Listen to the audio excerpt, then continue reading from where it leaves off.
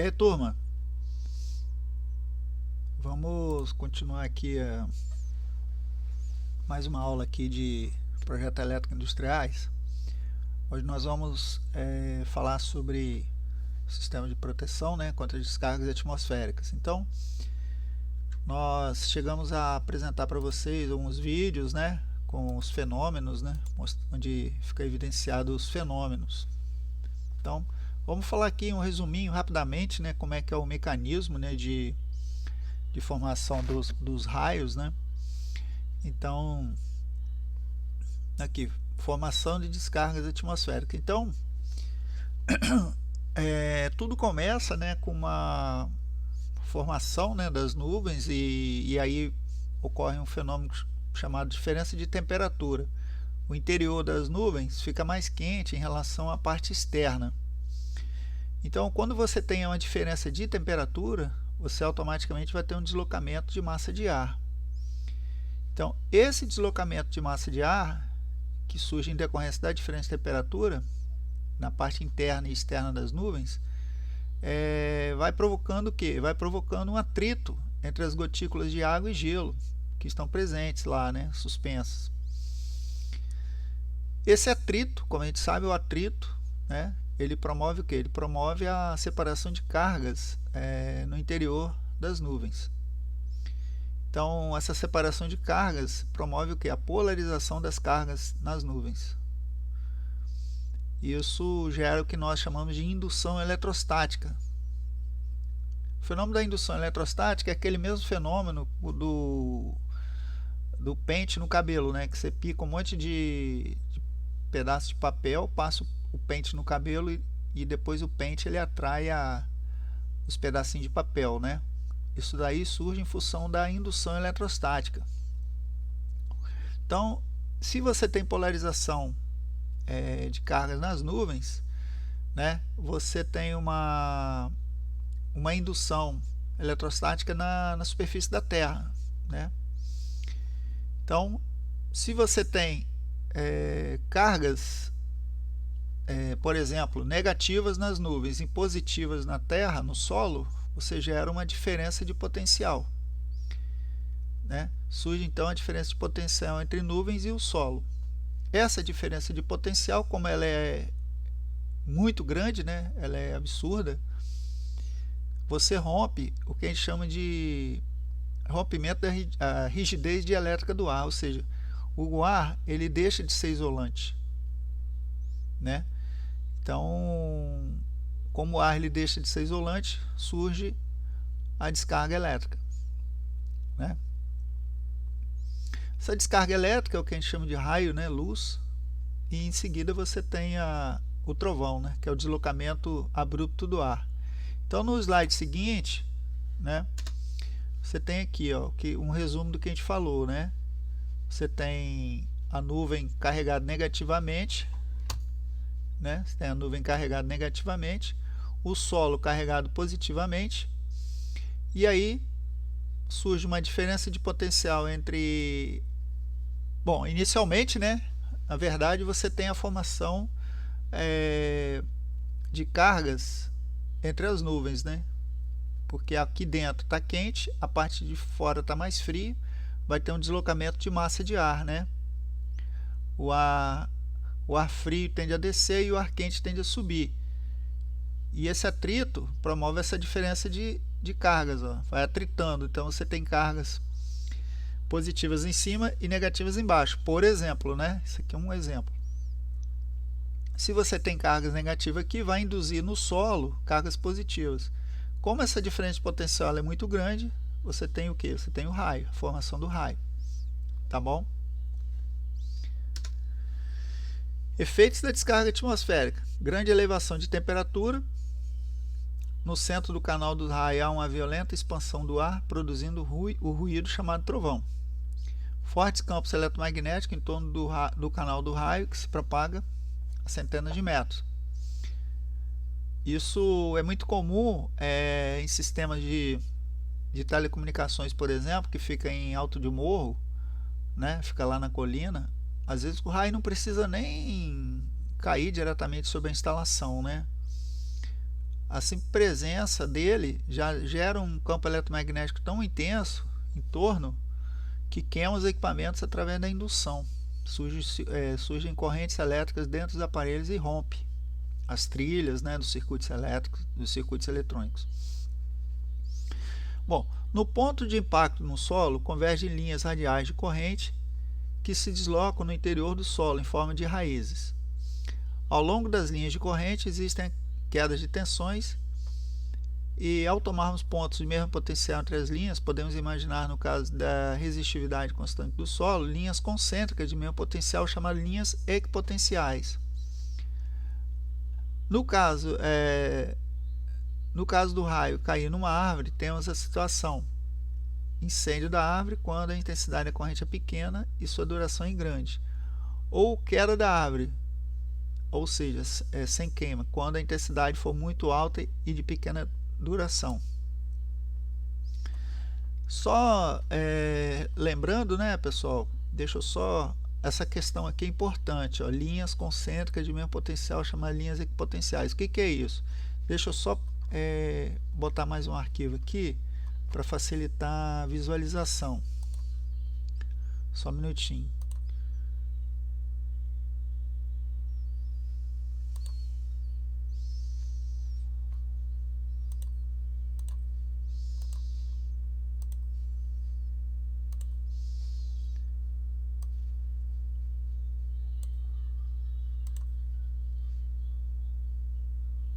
Só um minutinho que eu vou jogar um arquivo aqui para explicar melhor essa questão das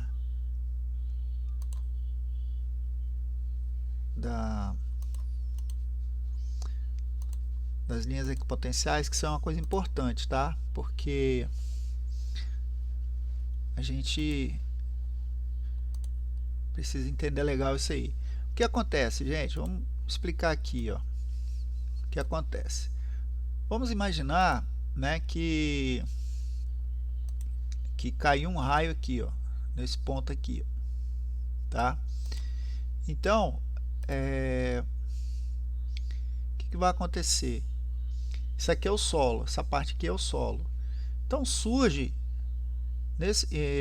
aqui na parte central é o ponto máximo, né, onde você tem a maior intensidade de energia, né? Mas aí o que acontece? Você vai surgir em torno desse ponto da queda linhas concêntricas, assim, ó, tá? O que acontece? Essas linhas aqui são as chamadas linhas equipotenciais, tá? Isso aqui são as chamadas linhas equipotenciais. Vou escrever aqui, ó, linhas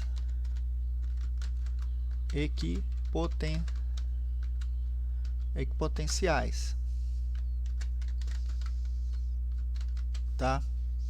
Então, esse aqui são as linhas equipotenciais, tá? Isso aqui, ó. Então, o que acontece? Na hora que o raio cai nesse ponto aqui, há uma dissipação muito grande de energia, surgindo o que? Uma corrente elétrica, né? Porque o solo tem uma resistência, né? Então você tem o que? O que a gente chama de resistência do solo. Então você tem resistência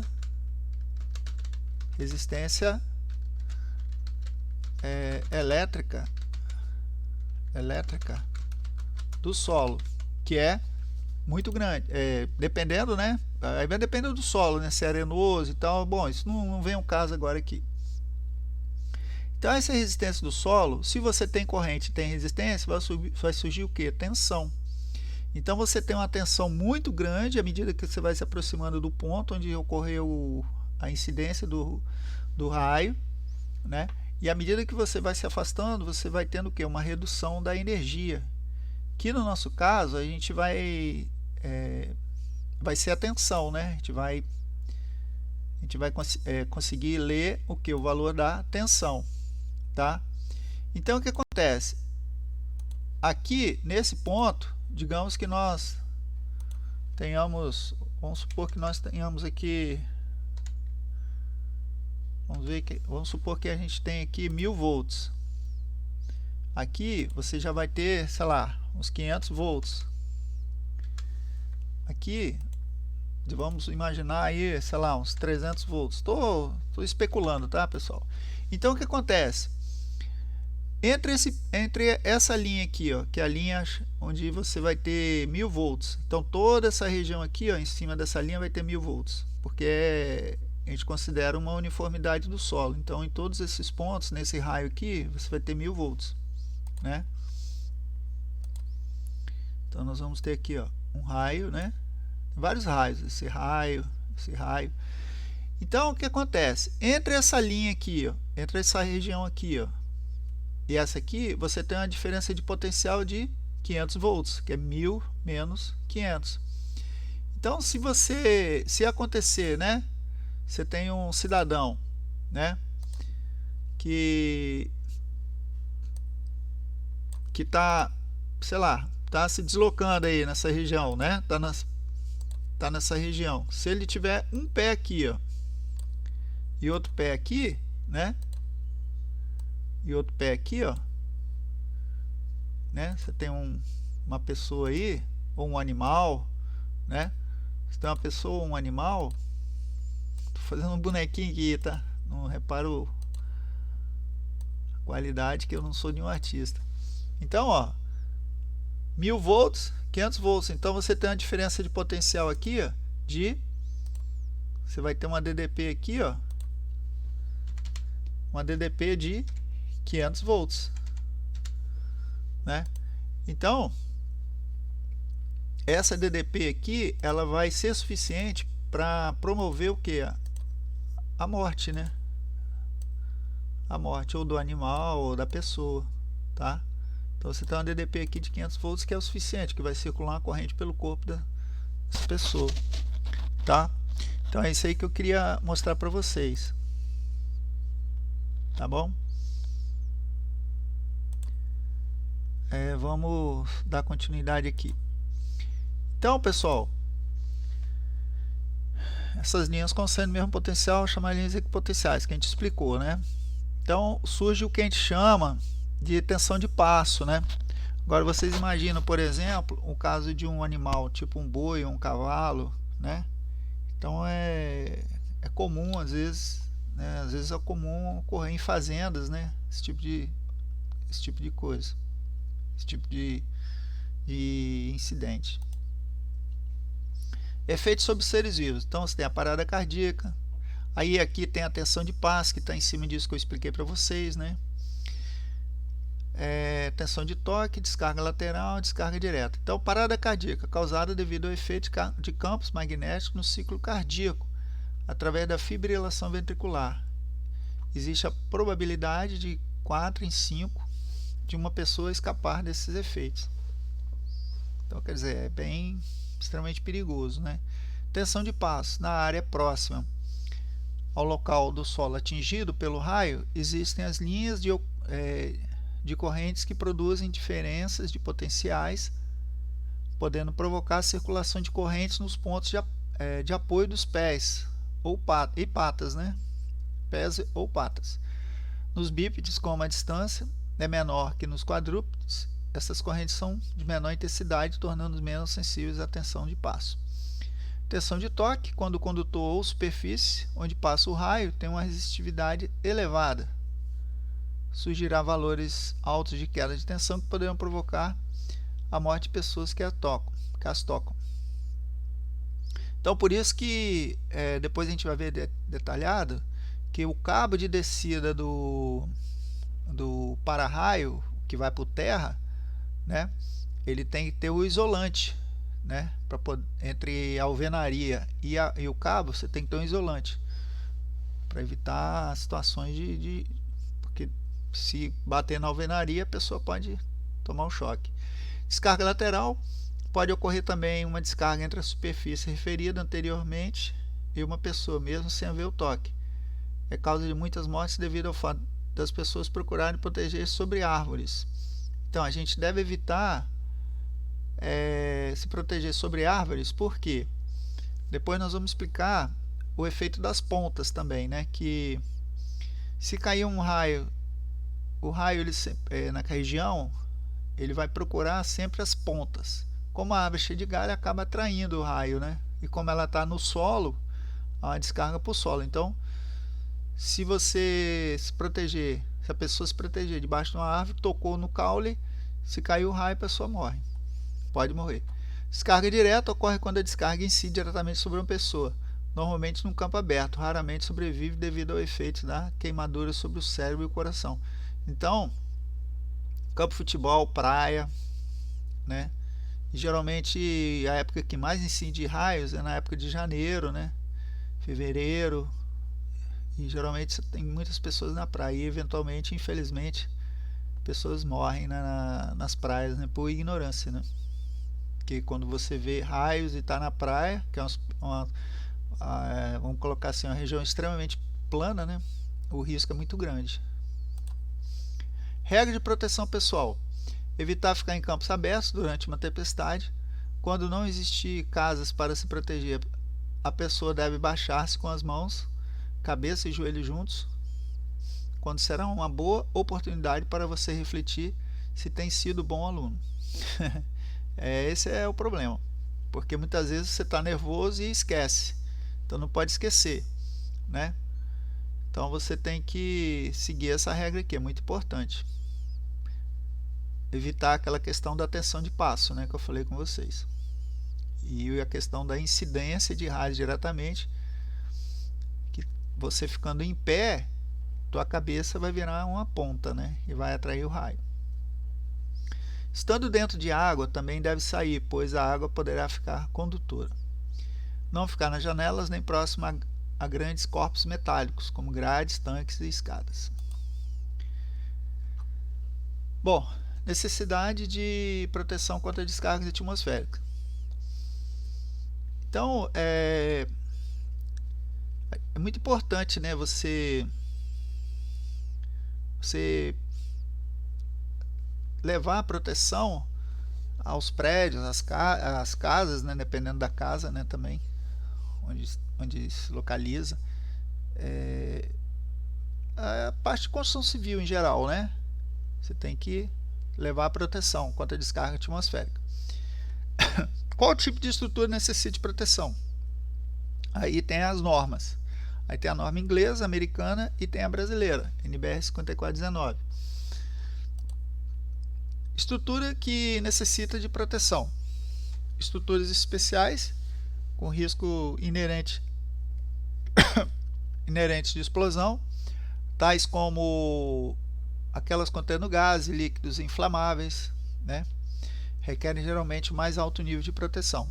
Locais de grande afluência de público, locais que prestam serviços públicos essenciais, áreas com alta densidade de descarga atmosférica, que nós vamos ver que na verdade existe esse mapa, né? Esse mapa ele existe, onde cai muito raio. Estruturas isoladas ou com altura superior a 25 metros. Estrutura de valor histórico ou cultural. Bom, nós temos algumas definições importantes, pessoal, que nós vamos iniciar agora e que nós vamos, na verdade, preparar já o terreno aqui para a gente iniciar a parte de projeto, tá bom? Aí na próxima aula a gente continua, para não ficar muito longo o vídeo. Valeu! Até a próxima aula aí, pessoal. Beleza? Aí depois nós vamos passar algumas atividades, tá? Em cima dessa parte de SPDA também. É isso aí. Valeu. Até a próxima.